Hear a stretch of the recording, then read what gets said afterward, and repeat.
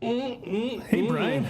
Oh, that is Brian, good. you're drinking awfully loud over there. Well, it's just, now that I have this Bunker Brothers official mug, I just want to drink whiskey out of it all the time, even though it's 11 a.m. So It's 11 a.m. and you're drinking straight whiskey out of the official Bunker Brothers mug. let me just top it off a little bit here. And Okay, well, that's a lot of we're out of whiskey now. But if you want to be like me and my brother, and I assume you do, you'll want to get your hands on one of these Bunker Brothers mugs. We also have shirts and hoodies and even face masks. You can get all that and more at bunkerbrotherspod.com. Again, that's bunkerbrotherspod.com. Go there now. Hey, you know what? Let's just see how fast I can chug this whiskey. Chug. 2, 3, 4. Tranquility Base here. The Eagle has landed.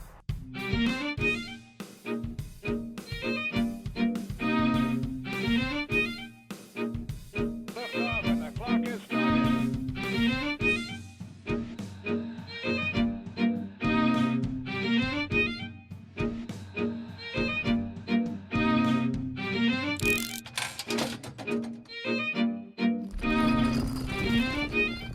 Hey everybody, it's me, Brian Gobbins. I am here in the bunker. I'm trying to keep things down. Jack's asleep again. He's being a bit of a bear about doing the podcast. He's a little tuckered out, but I can't sleep. I just feel like, for whatever reason, I'm just sort of like amped up and like I can't. Brian. Yeah, buddy. Who are you talking to? I'm doing the pod, buddy. Gotta keep those pods banked. Gotta bank some pods. Are you fucking kidding me? I just fell asleep. Yeah, I mean, I got bored. I got real bored without you to talk to, and I can't be alone with my thoughts right now. Brian, how are you even doing a podcast? Maybe you should be looking up how to sew people back together or something, Brian, because our friend Jimmy Bones just got murdered by a whale, and for some fucking reason, you're doing a podcast still. First of all, he entered a room with a whale, and we don't know what happened. Oh my God! For sure. And two, he's not our friend; he's my friend. Stop trying to co-opt my life. Well, he's not anybody's friend. He's dead. Okay, I wanted to talk to you about this for a while. I don't know. You know, Jimmy can't be here for this episode, so there's no point in bringing him up. He'll be back another time, I'm sure. If we're lucky. Have you lost your fucking mind, Brian? How are you not I passed out from exhaustion from what we saw. Yes. I understand you're a sleepy boy. We had another fun episode, but there's no reason to get lazy. Are you a sociopath? And stop How recording. are you awake? A man was eating. I'm not a sociopath. If anything, I feel too deeply about how passionate I am about our listeners. Okay? You're insane. What I've done is I found an old print of a movie in the obsolete technology room, and I've set up for us a little projector. I thought, we haven't done a mini episode in a while, and our OnlyFan Terry, not to be confused with Carol's OnlyFans, has been begging us on our message board to, come on up with another mini episode. So who cares about Terry, Brian? I want to go to bed. I don't want to watch a fucking terrible movie. Okay, Terry, if you are listening, and we know you are because you are our only fan, you live in Detroit, and you text us constantly. We do not, Terry, from what we can tell, you are a very average-looking 47-year-old man, and we do not need all of the nudes that you are sending us. We do not need to see your body in that way. If I wanted to see a shapely, rotund man, I'd look at my own nudes.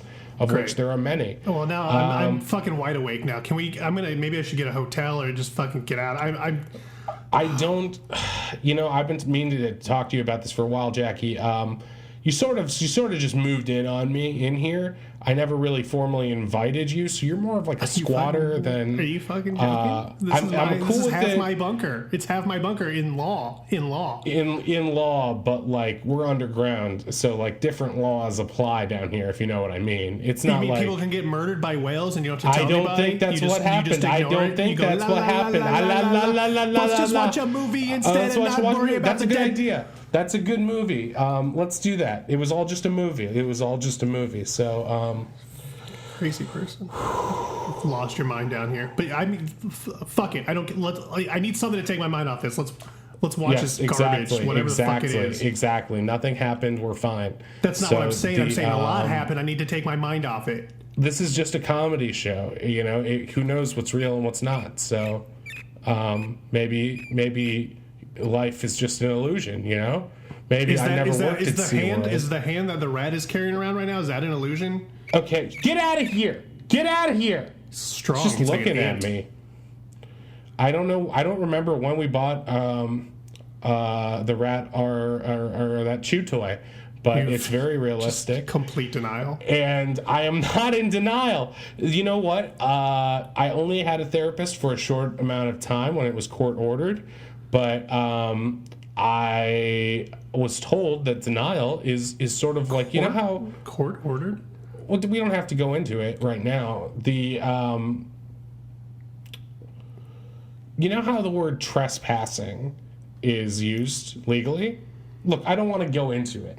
What I'm trying to say is that I want to watch a movie with my brother, who has forced himself upon me. All right. Just like he forces himself upon his unwilling wife every night in their marital bed. Let's just watch the fucking movie, Brian. How about that? Why don't you introduce the movie and we'll just watch it? How about that? So this film that I found is on a actual film, so we're going to watch it on the projector. And this... I don't know much about it, but I thought we could use sort of like an island getaway. You know, I know you're not much of a man of the sea. Now you're referencing the person who was killed. I know. I don't remember who. It was one of our guests who said it, but I don't remember specifically. Probably the sewer worker. Everyone really likes that episode. This movie it takes place in Hawaii and. That's all I really know about it, but it's called Hard Ticket to Hawaii, and it's available on Amazon. You can get a free trial of some crappy who's paying you to advertise this movie? I don't understand. I'm just saying, if they want to watch the movie and then listen to this, it's, you know, you can find it on Amazon. You just get a free trial of like some crappy horror channel and then cancel it real quick afterwards. Okay, but, yeah, great. So we'll be right back after we're gonna watch Hard Ticket to Hawaii. And then we're going to discuss the movie. You know, nothing happened. So. This fucking guy.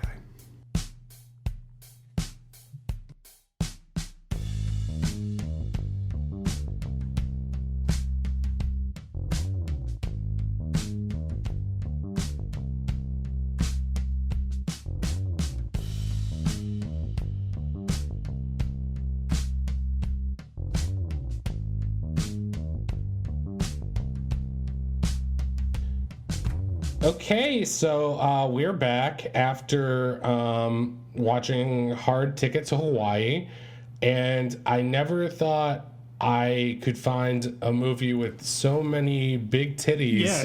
Yeah, so horrible. This movie was basically made for you, Brian, and this is like what the inside of my head looks like all the time. Basically, it was. I felt like the women were more topless than not topless. It was just like I think there was a level of casual toplessness in this movie that is a bit problematic on a fundamental level, but I don't quite understand.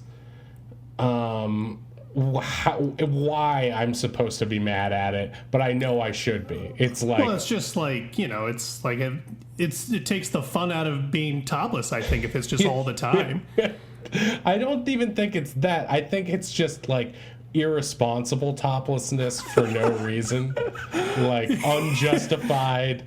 Like there was one scene where sort of a minor character, the whole movie feels like a pilot, like an overlong pilot for a really terrible TV show. And because like maybe a third of the movie, it's supposedly an action movie about like why don't you give the basic plot? What is the synopsis of the back of the film say? I feel like the synopsis that I have heard of this movie is that it is supposed to be, according to the IMDb thing, it's supposed to be about a duo of action movie badasses who fight a giant snake. Right. And on Hawaii, which nearly does take place in this movie, but that's a part of it. The giant snake is more of a tertiary character in this odd tale. He's not like he would pop up from time to time, like, oh right, he would pop up all right. He would pop up in an unexpected way. Unexpected places. Yeah, that's his whole bit. But you would think, like, they set up this snake escaping in the beginning of the movie so hard. Like, it's going to be the most important plot point, and then they just forget about it. And this movie kind of does that in general, because they set it up with, like, it's going to be about this guy, and he's like a studly action hero, and then he's just gone for 3/4 of the movie, or he's like waiting at the airport, or he's waiting at the hospital and needs to hitchhike. There's a scene where he borrows a car. Like, that's what he's doing. But I almost didn't mind it, because like then it makes the two like badass chicks like the leads, but like they're also so both of the female leads in this movie look identical, and they're both dressed like Steve Irwin. They made me uncomfortable because it reminds me of my aunt. My aunt looks like both of those ladies. Wait, your aunt on your mom's side? On my mom's side, my Aunt Helen. She looks exactly like she still has the 80s hair and everything. It's like, so, yeah. And now I've like seen your aunt naked. That's crazy. You've seen both my aunts naked. Oh my aunt number God. one and number that's why I didn't. I think that was probably why I didn't like the toplessness, was like I kept picturing my aunt. So. Yeah, there's something about the toplessness that is just generally repellent in a inexplicable way. Like, I think it's because I don't think I have ever heard you describe toplessness that way. That's why it's like, yeah, it feels weird. I mean, like, this movie stars many Playboy playmates. Apparently, they're like those. Does it? I mean, I don't know if that's true. It does. It does. Our heroines in this movie were apparently Playboy playmates, which is I think why I could see that. Our that dad had a print of it. I feel like this is Did our dad make this movie? Did we look to see if because I didn't see the guy who dog. made this movie? The guy who made this movie is in the movie, and is he the snake? He plays the lecherous Harvey Weinstein-esque. Oh God! The guy whose scene, his comedic scene, is where an actress says, "Last night you practically raped me." Yeah, and then he apologizes. I forgot it. Yeah, that seems like, great. Baby, I will never rape you again. Oh, That's look at these bazongas. Like 1980s. That's but it's like more than that. It's just like it has like a Tommy Wiseau style misunderstanding of what like the realm of acceptable conduct is. It seems to take place. You don't think it's just the 80s though? I think it's just like cocaine in the 80s, and that's what this is what you get. But like, there's like the tone of the movie. At times, I'm like, again, is this a Tim and Eric type? Like, is it supposed to be funny? Because some parts. Oh, like the guy with the bazooka. Every time he has the bazooka, and he like shoots a bazooka at a skateboarder, and you can see the guy hanging. It's a dummy hanging on a wire, and you can see it on fire. All right. Anyway, we're getting really far into this, but I haven't even explained what the movie's really about. So we start on a yacht. And it's a yacht that we'll see again at the end of the movie for some reason. And that's called bookending. It's when you have the same image at the beginning and the end. It's really artsy. That's what art filmmakers do. Tours. The thing is that the yacht. Okay, there's a character in this. Now I find this kind of thing ridiculous, but he's a white man with an Asian name, Mr. Chang. Yeah, and, that was a bit much. I find, it makes me think of our good friend Mao and how he's a piece of shit. And just like Mao, this movie's a piece of shit. So there's some real levels there. Yeah, fuck Mao. Fuck Mao. And so I feel like the weird thing was that I was scrolling through the IMDb while I was taking a shit, and apparently the guy who plays Mr. Chang, who's like this really over the top like Bond villain. Yeah. He's like a Bond villain mixed with that Mrs. McGillicuddy. Ooh, yeah, exactly. He's like it's the kind of from what I understand, he's a Kelsey Grammer in Money Plane kind of over the top Sideshow Bob-esque villain. So anyway, he in real life owns that yacht. So the only reason that that yacht is in the movie is because they cast that guy, which explains why he's in like 5 minutes in the movie and does he's nothing. The Bond villain. Oh, also, our main character's favorite movie is James Bond, as she says 90 times. Yeah, right. There's all these allusions to James Bond, and it just brings up, it's like, is that what you were going for? Exactly. Is that what this is an ode to James Bond? Because it feels like an ode to, like, the A-Team. Austin Powers. It's like, anyway, so like we see giant tits. The giant tits of that's what's really Within confusing. 30 seconds, you see them. Is in this kind of trashy movie, if you have this like studly action hero and a lady who takes off her top, you would assume that we're gonna follow this studly action hero, and that lady who took off their top is just like a side piece, a Bond girl who he like flip the script, baby. Yeah, this is a very feminist take on that, where it's like the topless lady is who we spend 90% of our time with, and her other topless friend, and they're our heroes. Yeah, it's a feminist movie. That's what it is. That's what I would call it. Sorry, feminist. I just dropped. Oh, that's weird. It's like a ring. I must have put it in my pocket. It's engraved with the letter J. It's like somebody's ring. You just found somebody's ring with the letter J on it? It must be Dad's. Julius? Why would it, yeah, it must be. You just found it though? That's I just found it today. Is it still warm?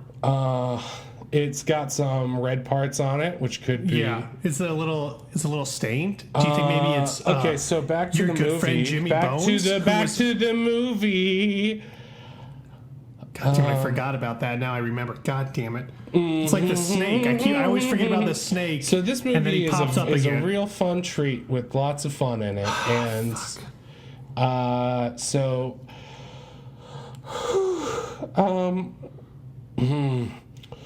So anyway, the movie is about Rowdy Abilene, who's our hero. That's her name?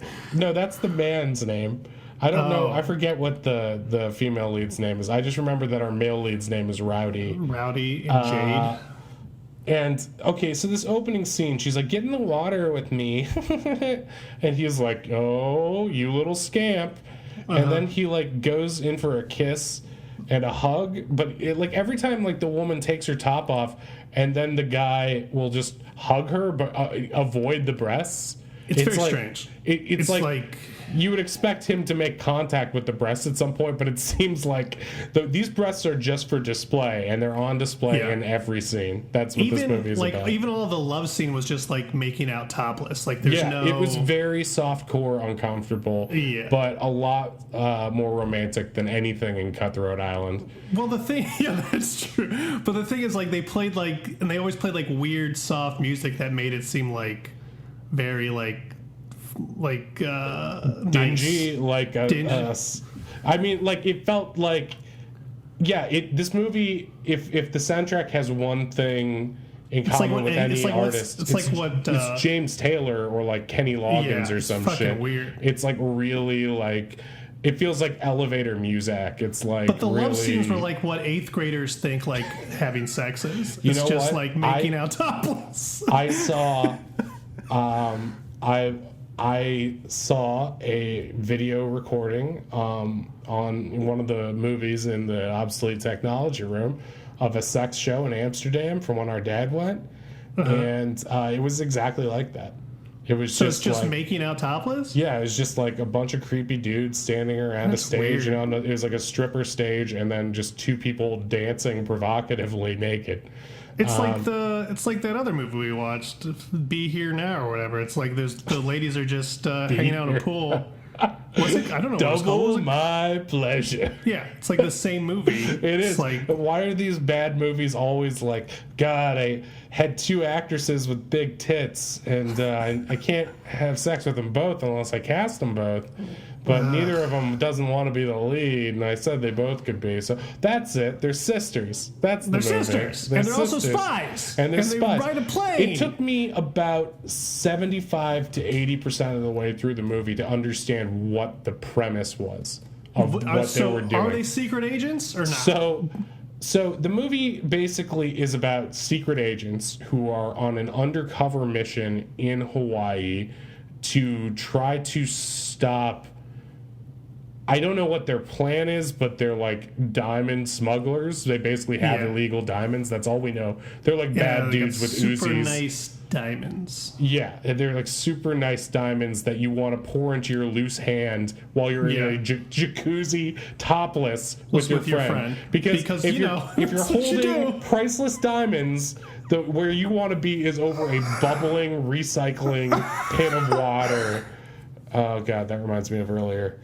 Anyway, the movie it starts off with these 2. It's a very racist against Asians movie, first of all, and it starts off. There's only 2 really Asian scenes in it, but otherwise there's a lot of Asian inspired kung fu that is just handled in a very racist manner. But it's also a very pro-weed movie in a weird way. Like, the second scene is 2, I guess, native Hawaiian characters who speak in these, like, thick accents, and they're, like, corrupt cops. So it's just, like, a bad look for them right off the bat. And then these guys get horribly brutalized by a dude who I assumed would be our villain, but who only comes back later to be... Yeah, Shades, who gets murdered in the most hilarious way. Why is his name Shades? Because he wears shades all the time. And also, he's a world-class Frisbee player, which does come back. And it's super important. There's so much in this movie. So he gets, at the end of the movie, our hero tricks him by throwing him a regular Frisbee, then receives the regular Frisbee back, then switches it out with a Frisbee that is taped with razor blades on it. Yeah, it has razor blades taped to it, and he throws that. And instead of catching it normally, he catches it with his hand and his face, and is insta killed by this deadly Frisbee. He kung lao. Yeah, kung lao fatality. I mean, it's pretty weird. Let's talk about the opening sequence, which is all of the cast's names on boxes. The best opening sequence of all time? It's like the most... If I'd seen it in a Wes Anderson film or a film school thing, I'd be like, this is genius. Great. Yeah. But, like, basically, we see all these boxes in what is a, like, island packaging warehouse facility, and all of the cast's names appear, on real objects on the boxes. Yeah. But it's basically just like... like, it goes on for like 6 minutes. It was the best part of the movie. I get why it goes on so long. So anyway, we get into this shticky warehouse comedy with these bumbling guys and this dude who works there, who I think one of the craziest things was, so there's this weird dude who's like, oh, geez, I gotta get the warehouse working. Like, that's his whole character. And, like, for some reason, I can't, like... This movie has such a fucked up, broken view of what the chain of command is, like, of any organization. But anyway, so this dude who runs the warehouse is also the head of their spy organization, right? I guess, which is the DEA. It's like Charlie and the Charlie's Angels, because he like kisses him on the mouth like right before they go off. That was the part I wanted to bring up. So our buxom lead, who we've seen topless and making out with Rowdy in the opening scene, when she arrives and sees this grumpy old warehouse worker dude, kisses him like semi-passionately on the mouth, to which he responds with, oh, sheesh, oh, and gives like the same look twice. He's like a comedic Paul F. Tompkins character. He's like not a real human. And like I mean, there was rampant sexual harassment throughout this movie that, like, would get you fired or sent to jail right now. It would. You don't even have to wonder what the auditions for this movie were like. They were just like every casting couch video on Pornhub. So creepy. That's what they are. Anyway, so basically... But the leads are women, so it's feminist. We're fine. It's more feminist than most of these type of movies, I guess, but like... It's just, that's what makes it so complicated, because it does have moments like the boxes where you're like, that's surprisingly clever for this movie. But then it has other stuff where it's like, okay, obviously it's intentionally corny here, but like, what's the tone? Is it trying to be like Beverly Hills Cop? Because this is like late 80s. No. I think this is like 87. Like, this is like at the point where it should know better. I mean, I think it's that thing where it's like, it's the 80s and you have money and cocaine and nobody cares. Yeah. And they're just like, yeah, you can make a fucking movie. I don't care. It's the 80s. Apparently, this is the second movie in like a trilogy or something. No way. Seriously? And like the movies when we go, okay, so both of the girls who work in the DEA, who's like our hero, the top, they're both topless. So, but it's the one who's like older and more serious is like the more mature, the veteran DEA agent is like, wow, you got those movie posters for Miami Express? So and that was the movie? That was one of those movies. And I think she's in it too or something. That's so funny. It's like really stupid. But is it more stupid than seeing Star Wars figures in the background of Poltergeist and E.T.? I don't know. No. I don't know. It's basically the same thing. Yeah, it's the same thing. yeah.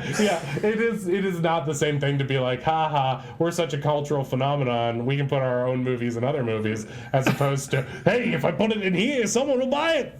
You know, it's is that a real movie? I should go watch it right after this movie. Yeah, right. I kind of want to.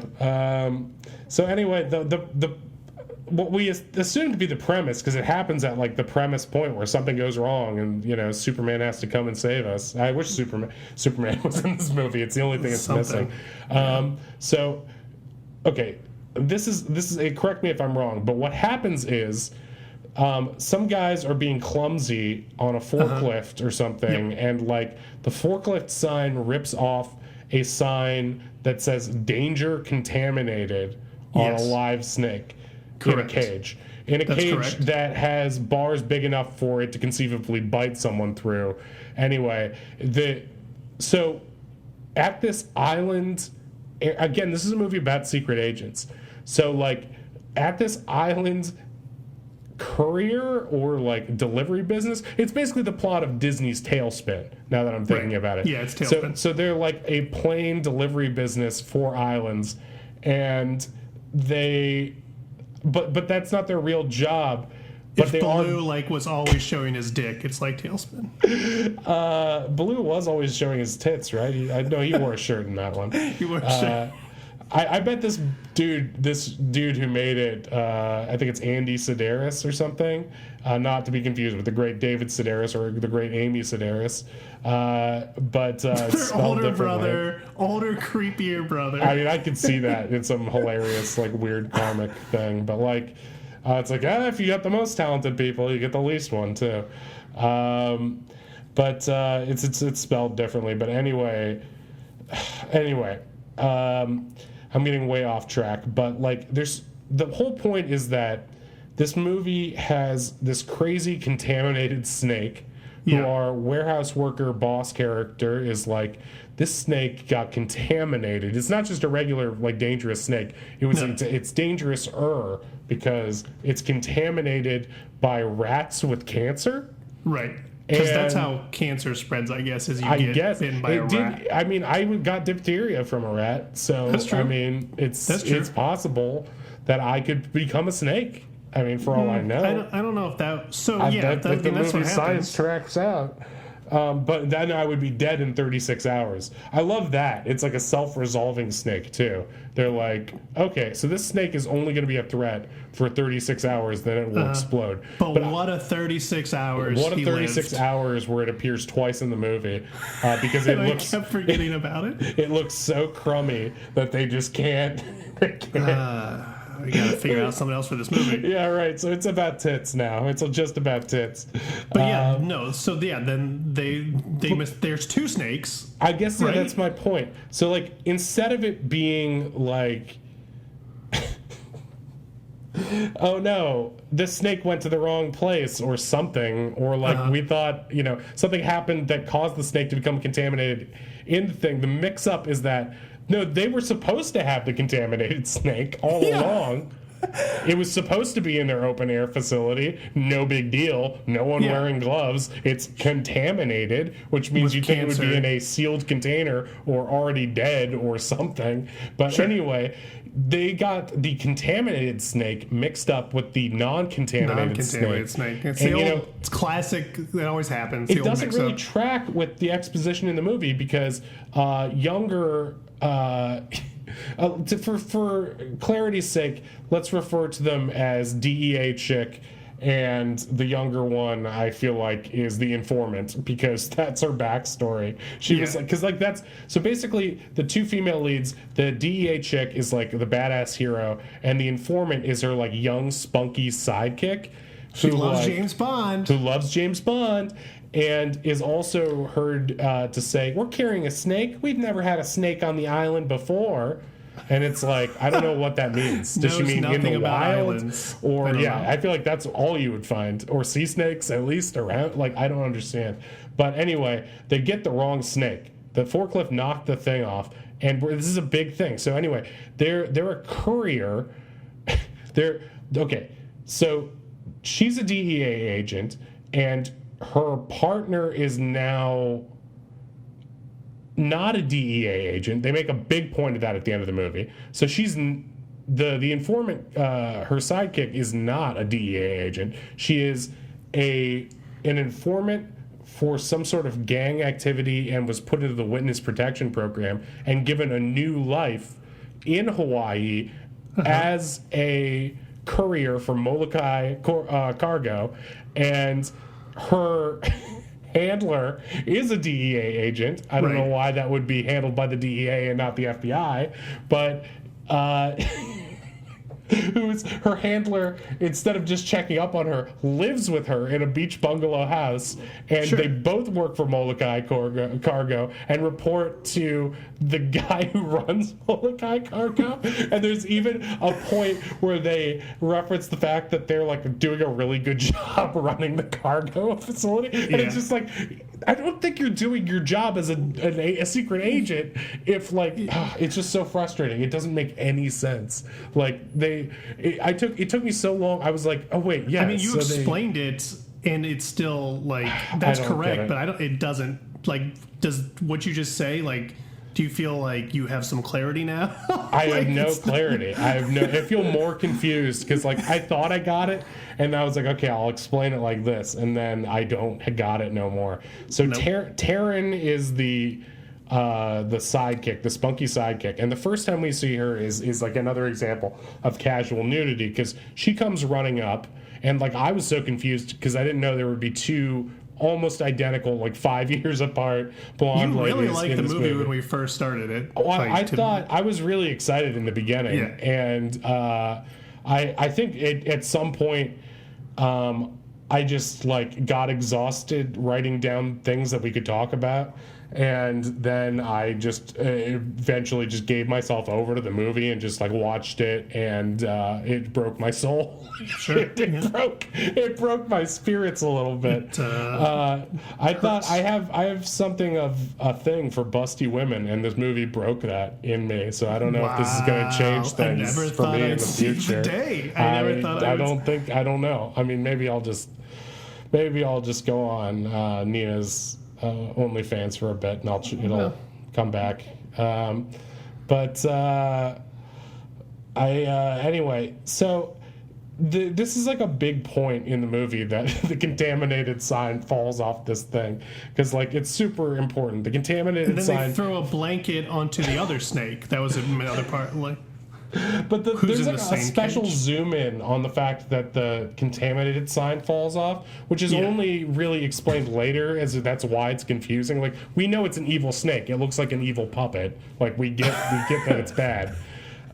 Anyway, so we cut to the DEA agent and Taryn, her sidekick, and Taryn runs up and she's like, "Wow, you got to keep yourself in shape." And they're like both perfectly in shape and also like beautiful ladies. And so then Taryn's like, "I'm gonna take a shower," casually while we're talking, and just gets topless. And this happens like all the time in the movie. Anytime a woman, like 10% of the time in real life, might be topless in that situation, she's 100% topless in this movie as soon as possible.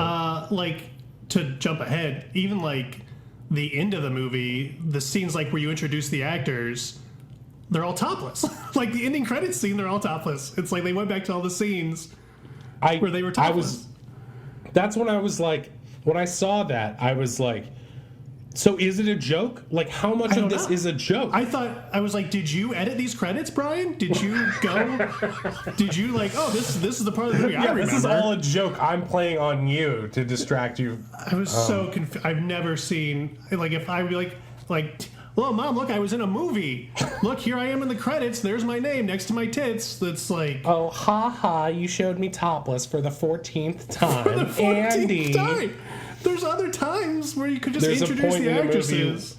Like 40% of this movie takes place at this like restaurant, which is insane.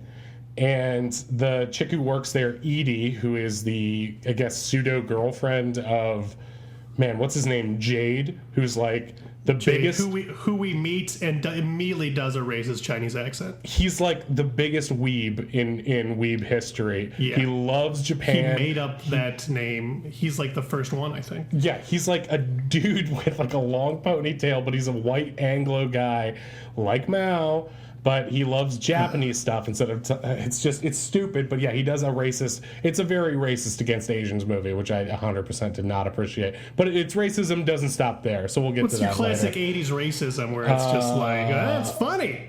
Huh? Yeah, he doesn't sound like us. Anyway,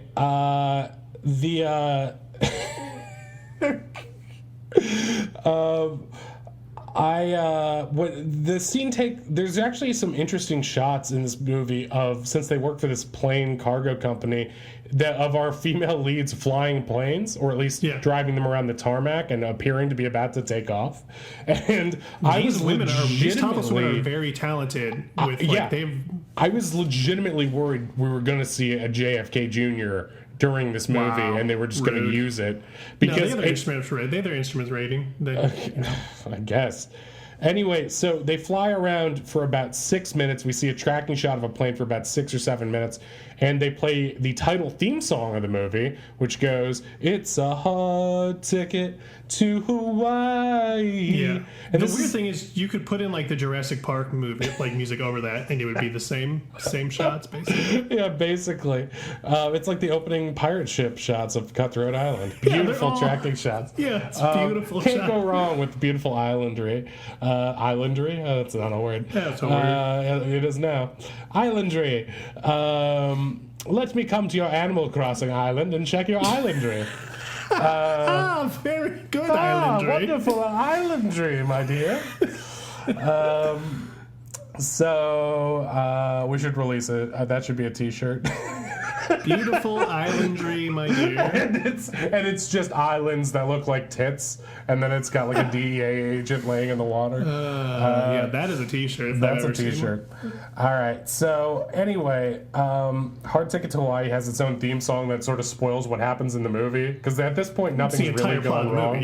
Yeah, they're like, it seems nice, but stuff was about to go wrong. And it's like, what the fuck? Stop telling me what's going to happen. It's like if in the Jurassic Park scenes they would be like, oh, this is exciting, we will see some dinosaurs, but then later Nedry will be eaten. It's like, okay, well, I don't need to know that. Yeah, is this the trailer? Like, what are you...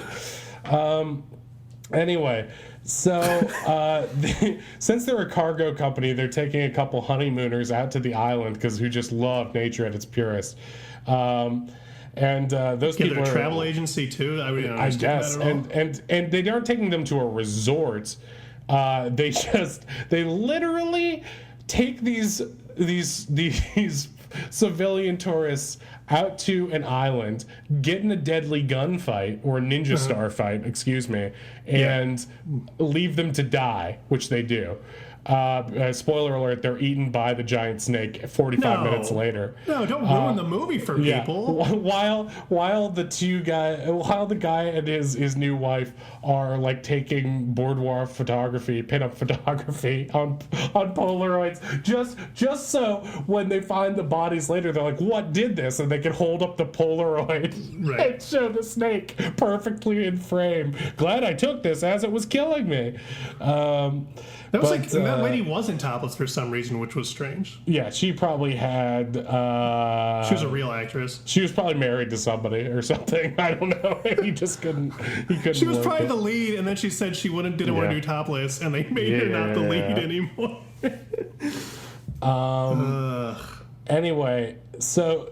this is where we meet Mr. Chang, who's a white man...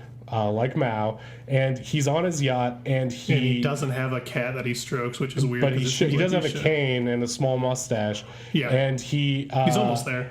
We don't know the context of this. Like, so much of this movie only makes sense, and I mean sense very loosely, later, and like they show you these things as if you've already seen the movie. So, you're supposed to know. You're supposed to be familiar with the world's richest man watching a toy helicopter fly away is supposed to have some like evil significance, but like to us it just looks like a dude with a toy helicopter. So our female leads, Taryn and the DEA lady, are just gallivanting around the island, and they're sexually harassed by a toy helicopter, which I thought for sure was going to go, oh, wooga, and like bug its eyes out at them. But it lands near them, and its door pops open, and they just reach inside and grab diamonds out of it, or little containers of diamonds. But they lose one. That's important, I think, for something. And hopefully it never comes back. It does, but I don't know. It sort of does. It's so stupid. Excuse me. Anyway, so these two thugs show up who are like goons for like the island drug lord or whatever, and they're like, oh, they got the diamonds, and so you get in a fight with them. Our hero reaches into her sexy cowboy boots and pulls out a loose throwing star that was just against her bare skin in her boot, and just throws it directly into the heart of this pudgy guy who had been like riding an ATV around. And so many people receive life-altering injuries and then walk away from them in this movie. Yeah, those guys are just fine. They're fine later. Yeah, they're just around the entire movie. Yeah. When those guys watch our heroes fly away. Our heroes fly away, not warning the honeymooners. They just ditch them on the island with the murderers. And one of the henchmen falls to his knees and says, "I dread facing Seth empty-handed." Why did they kneel? Why did they fall to their knees? I love that line. Because it was so good. They almost get murdered, and that's when they go back to the jacuzzi and check out the diamonds. And they're topless again, of course. And they're like, they don't even think to report this shit. And it's like, who do they report it to? The guy Dixon at the old craggy guy at Molokai Cargo, or like Rowdy. All the characters seem to like only talk to each other when they can. It's a very pre-cell phone movie where it's like nobody's like reporting any shit to anybody. Right. I mean, that's government agencies for you. They just don't. They're all convoluted. They don't know what they're doing. They just make it up as they go along. Secret Service guy. When did he? Oh my god! Like, he doesn't know what the fuck he's doing. If you're listening, don't listen to the episode before this Secret Service guy, because nothing happened. What? We have to delete that episode, Brian. No, we got to put it out. We got new content every week. We're just gonna make sure that everyone knows it was all just a bit, so nothing happened. And nothing happens because nothing happened if nothing happens, so nothing happened. I mean, if you keep saying it, maybe it'll come true. Maybe you just keep saying nothing happened. Many people are saying nothing happened. So who is saying nothing happened? Everyone I've heard from about it. So I mean, I'm saying something happened. On iTunes say nothing happened. So that's good. Well, those aren't good reviews. Oh, sorry. That's not how my cognition chooses to deal with it. You're just in such crazy fucking denial about everything. You're making it. So anyway, back in this movie, it was great. It was a good movie. That That was a great movie. No, it wasn't. Listen. So anyway, we cut to finally we start getting into the real meat of this movie. This is where my soul started to break, which is the scenes at this restaurant, which is a really nice looking restaurant on the island or whatever, but it's just so boring, and it just all seems like we're seeing everybody in an acting classes, like workshop scenes, like one after another. Also, like he just the main guy, the host or whatever, or the manager, is oh like, my god, such a as far as like sexual harassment goes, there's a lot of it, but he's the worst. He's the worst at. He's the worst. At least later, our heroes get up in his face and they're like, "Haha, you have a small dick. It's smaller than your nose, bitch." Yeah. And like that was pretty funny, but like. I genuinely was surprised by that. I was like, that was pretty good for this movie. Again, that was pretty good. It was like a line from Archer. There were things like that where you're like, hey, that was... I like that. It seemed like this movie is kind of like a dementia patient who is like sentient and like aware of what's going on 10% of the time. And like when it's aware in that way, it's very genuinely shocking. It's like, it's still you. You're still a human like the rest of us. Not to say that dementia patients aren't human, but you know what I mean. They just have this. I get it. You understand. It's just a metaphor. So if you're going through that in your own life, just tell yourself you're not. That's what I'm doing.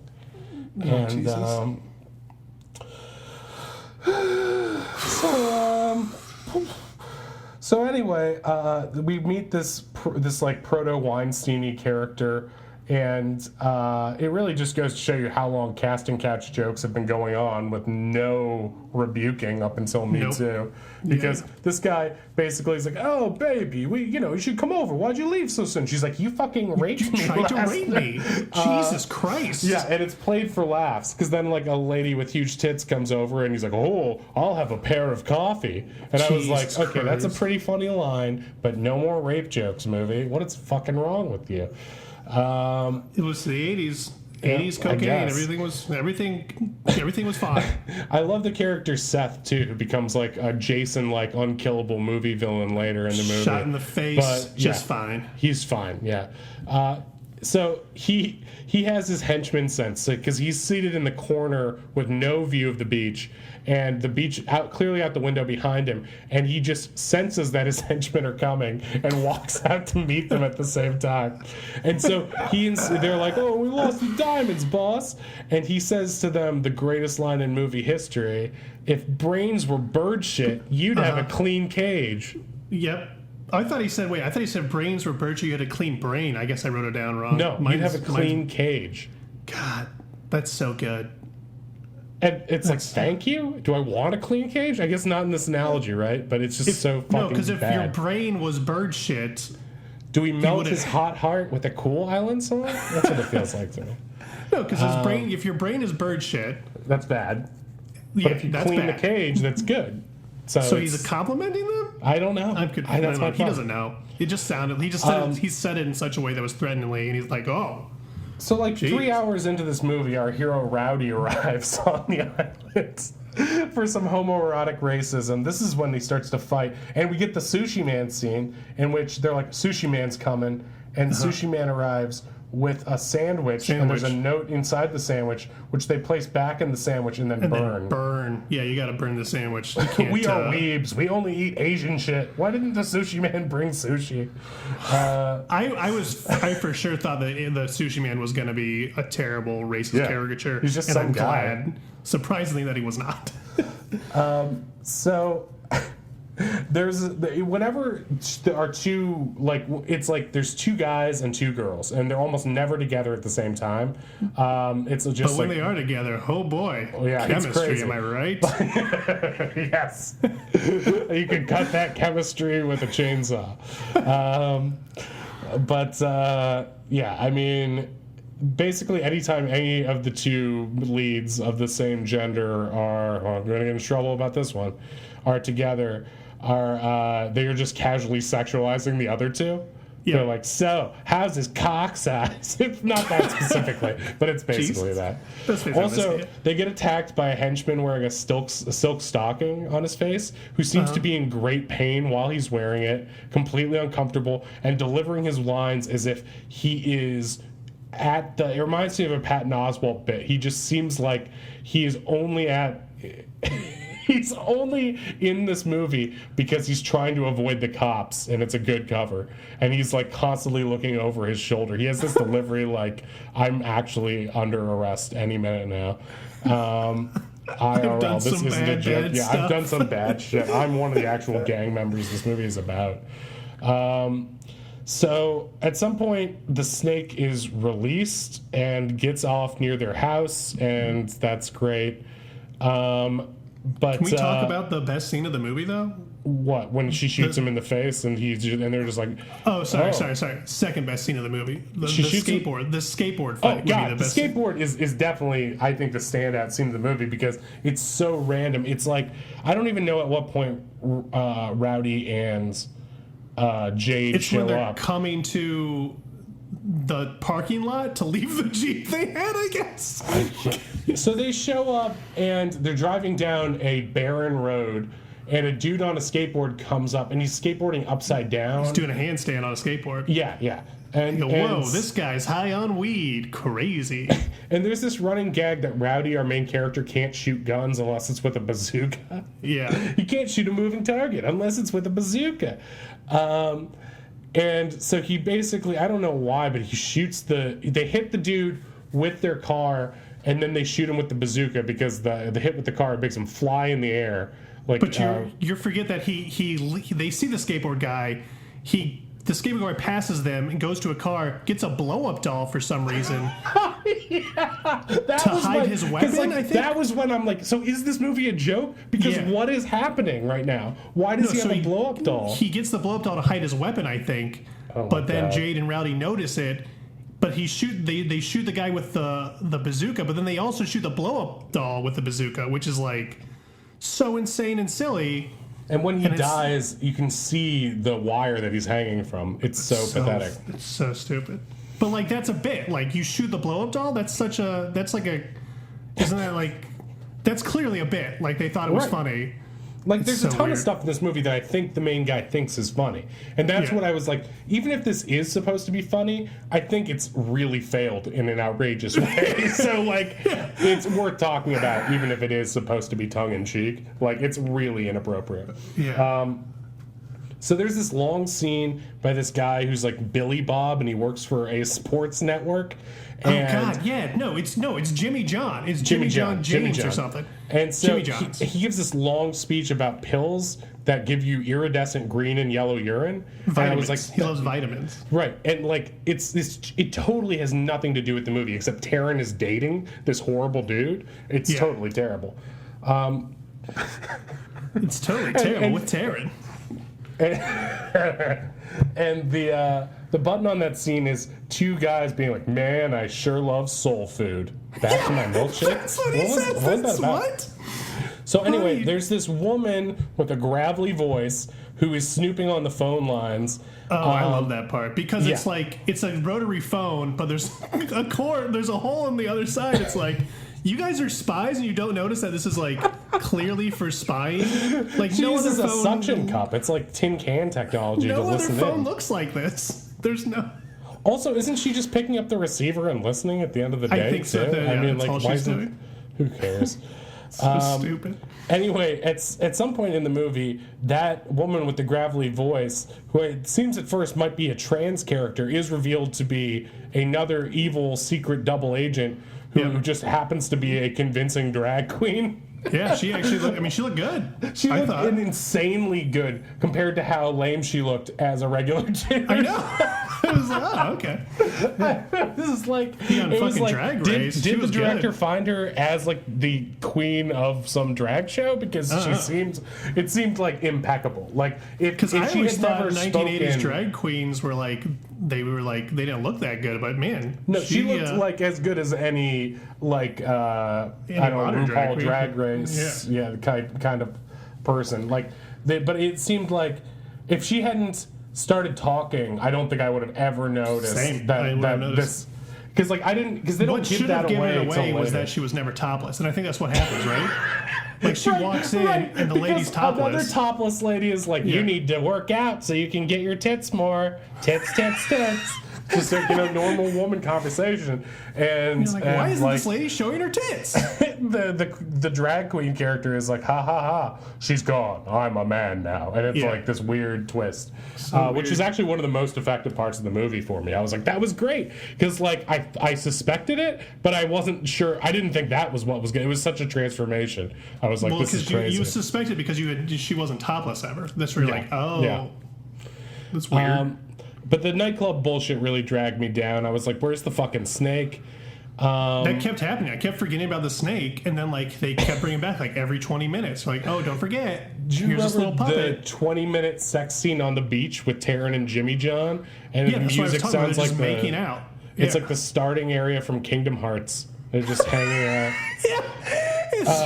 It's like elevator, nondescript. Like also, Kenny another G. good line. Ordinarily, I'm not this easy.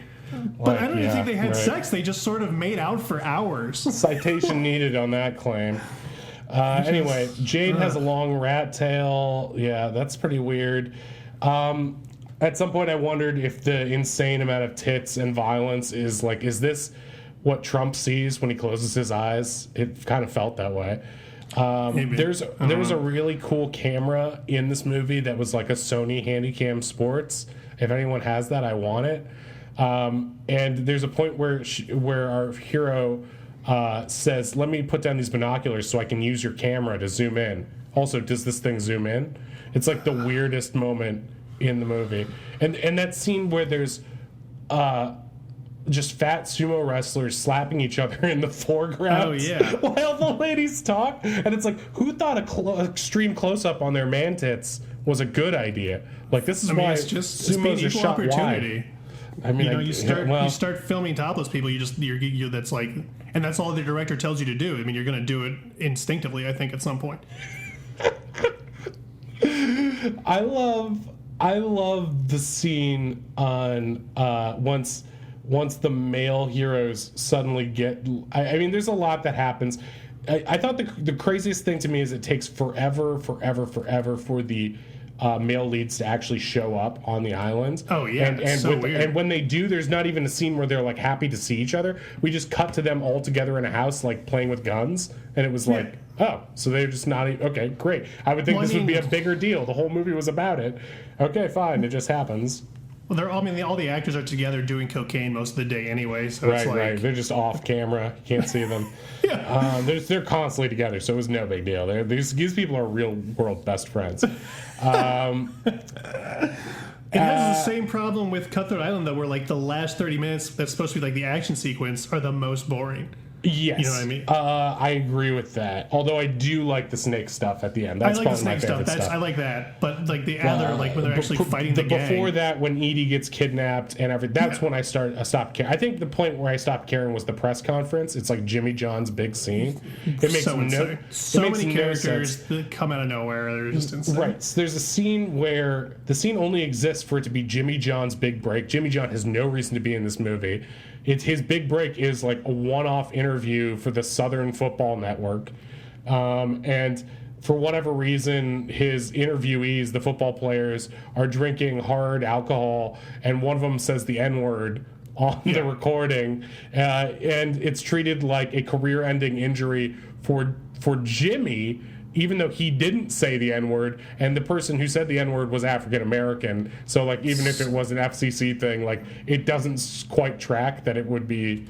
Jimmy didn't say it. He didn't say it, and, like, I don't understand why it was Jimmy's fault, but I did feel supremely uncomfortable that this movie had a very pointed N-word scene for no reason in it. That's the point where was to say the N-word, and get away what with made it uncomfortable. Yeah, exactly. It seemed like, again, another choice that was just like, if we get black guys to say it, it's okay. Yeah, it felt like maybe a proto Tarantino thing. Very uncomfortable. And then, like, speaking of Tarantino, the rapey Weinstein guy runs in. And he's like, "Oh, Jimmy, a big break." He's like, "Aren't you like a TV producer? Like, I don't understand what your role in this is." I'm just a big guy who sometimes touches people. People hate it. Like, are we supposed to care about the plight of the rapist and the dude who's... You're supposed to care about the plight of white men, Brian. That's what you're supposed to care about. I guess. It's hard to do that. These days. Very hard to do that. That's why I'm glad I have a bunker to hide away from them, to be honest. Yeah. But anyway, so yeah, the ending is this long action sequence where a waitress from the restaurant gets kidnapped. It's Jade's girlfriend, I guess.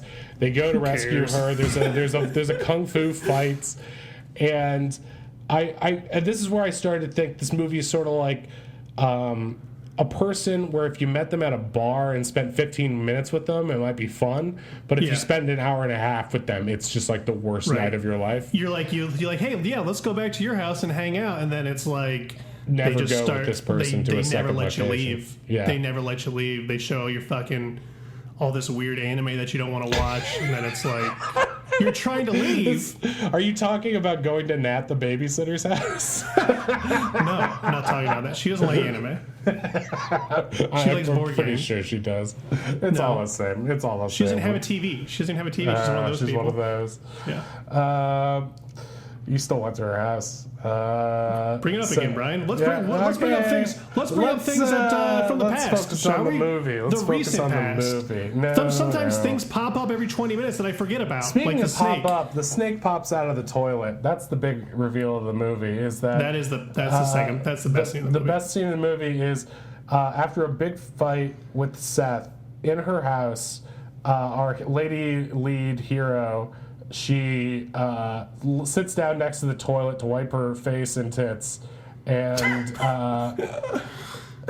you can just hear the director off to the side. Don't forget to wipe your tits. There's sweat there too. That character he's playing is just himself. Like it's he's just not. He's like, maybe if I make fun of myself a little bit, I can get away with it. Yeah. It's like, I don't know. It doesn't quite work. Because of the shit you're saying otherwise. Like, if it was just one thing, maybe you could do that. Like, if he just loved tits and the rest of the movie basically just confessing what he's done, it seems like. It was like his way of, like... This is his Robert Durst bathroom confessional of a movie. Exactly. This is... It's his Woody Allen's Manhattan. This is just him examining... I don't think he's as evil as Woody Allen, but he's pretty good. That guy's a piece of shit. Yeah, right. I love one of my favorite moments in the movie is during the iconic frisbee scene where the guy is murdered with a frisbee. He's like, let me put down my Uzi so I can throw this frisbee better.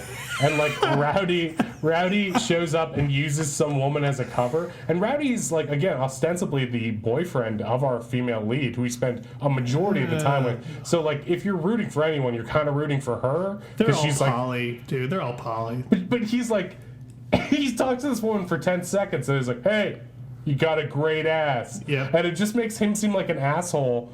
It's like, why are we revealing Rowdy kind of sucks? We're at this critical moment. Yeah. Anyway, a snake. She says, you know what she says though? She says, you too, cowboy. That's what she says. See? Women can give it as good as they get. That's what they're trying to say. So anyway, our hero gets in this long fight with Seth, and Seth is this unkillable killer. She shoots him in the face. He lives. He's like, it was just a flesh wound. And she stabs him a million times. She grabs a knife to stop him, like grabs the blade of a knife to stop him in a very freaky scene. And the whole last scene, I think, is actually when Seth is stalking her and stuff. I'm like, see, this is what I wish this movie was, is like Brian De Palma. Like, Brian De Palma is a creep too, but at least he does like insane and like the cross-dressing thing. He can stick to one story instead of 9. And like the weird camera stuff, like a lot of the cheesiness is down. I'm like, this is like what a really bad version of Dress to Kill would be. Anyway, she sits down next to the toilet. She's like, wow, I beat the bad guy. And this toilet starts to steam blue smoke, and the snake explodes out of it, like in all of my childhood fears. And it's like those snakes, the spring snakes. That's what it was. Yeah. And she's like, holy shit. It's like the first time she shows emotion in the movie, really, is her freaking out at the giant snake. None of the other threats of murder. I kind of like that as a character choice, though. She's like, all the gunfights and kung fu fights, I'm normal with that. But a snake? Gross! And so she decides that Seth is starting to get back up because he's Jason. She probably forgot the snake was in the movie too and was actually surprised. And she was like, "What's that puppet? What's going on? Shouldn't the movie be over by now?"